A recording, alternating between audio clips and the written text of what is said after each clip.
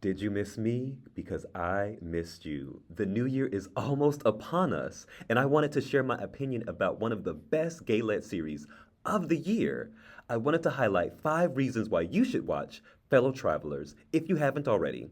In the comment section, let me know if you plan to watch or if you're already started watching it, what are your thoughts? Fellow Travelers is a historical drama and epic love story following two very different men, Hawk and Tim. It was released in October and has a 91% rating on Rotten Tomatoes. Fellow Travelers was named among the best TV shows of 2023 by Variety, The Washington Post, and The New Yorker. This brings us to number 1, historical value.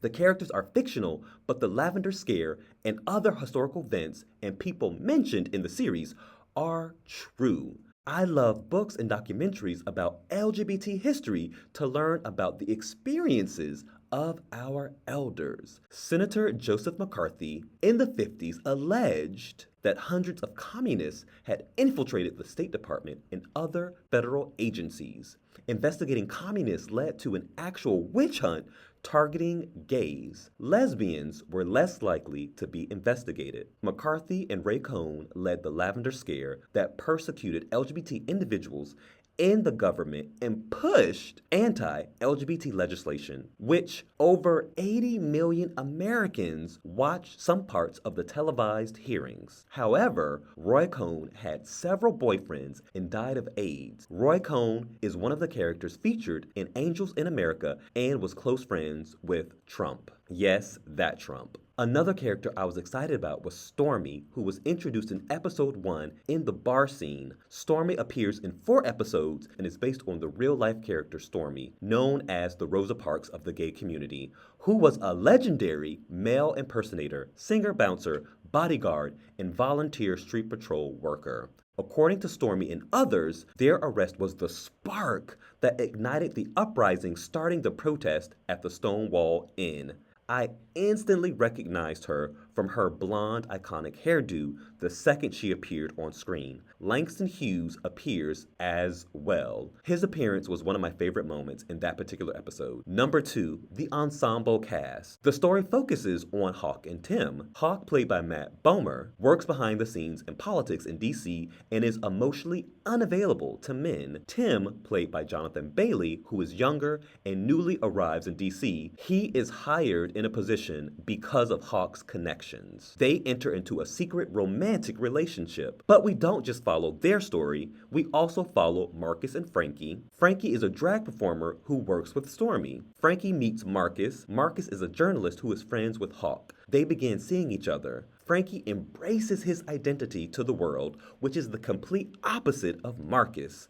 Frankie is not based on a specific drag queen, but encompasses many people who refuse to conform to society's standards. We also have Mary, Hawk's secretary. She is a part of one of my favorite storylines. She has political aspirations and does something unimaginable. 3, exceptional storytelling. The series is based on the novel of the same name by Thomas Mallon. The show was created by Ron Naswaner, who wrote the screenplay for Philadelphia, the Academy Award-winning film starring Tom Hanks and Denzel Washington. He recently wrote the screenplay for My Policeman, which starred Harry Styles, David Dawson, and Rupert Everett. The script is exceptional, as well as the pacing and editing of the show. My favorite line from the series is, "When I committed this sin, I felt pure, more pure than I ever felt in my life. How can I be sorry for it?" I think about that scene every night before I go to bed.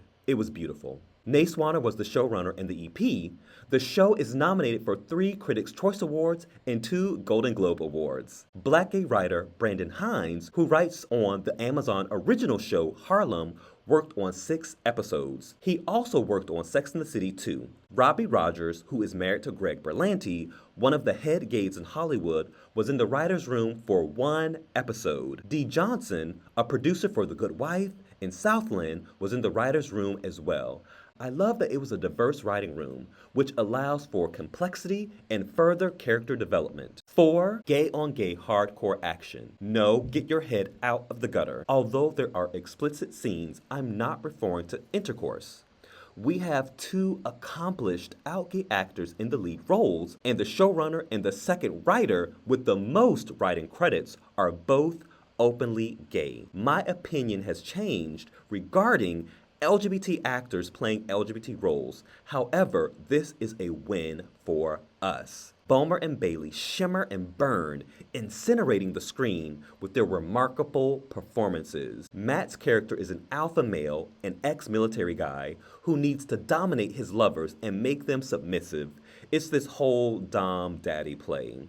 Jonathan wants romance despite being tortured by his religious upbringing. Yes, there is heartbreak along the ride, but what is life without emotion and uncomfortable moments? Heartbreak forces us to remember to celebrate the beauty and love that we experience every day. But for those of you who love gay on gay hardcore action, you definitely won't be disappointed. Number 5, when we support LGBT-led shows and LGBT showrunners, we allow studios to see that our stories matter. Showtime picked up Netflix original Uncoupled, starring Neil Patrick Harris and Tuck Watkins as a gay couple who break up after 17 years of marriage. The writer's strike unfortunately delayed production. Season 2 does not have a scheduled premiere date as of yet. However, you can watch Uncoupled Season 1 on Showtime right now. The L Word New York is in production as well. The series creator is expected to be involved in some capacity. Rivkah, a new television series, will be a partnership between Showtime and A24 about a genderqueer person who lives on the east side of LA and their life growing up in a Hasidic community. Now this one I need to do more research on because it's still developing. Netflix just recently released new footage from the set of Ripley, so I'm not sure if it will appear on both Showtime and Netflix or just Netflix. I will keep you updated and let you know which streaming service it appears on. Fortunately, you can watch the show Fellow Travelers on Showtime or Paramount Plus. Will you watch Fellow Travelers or pass on it? Let me know in the comment section.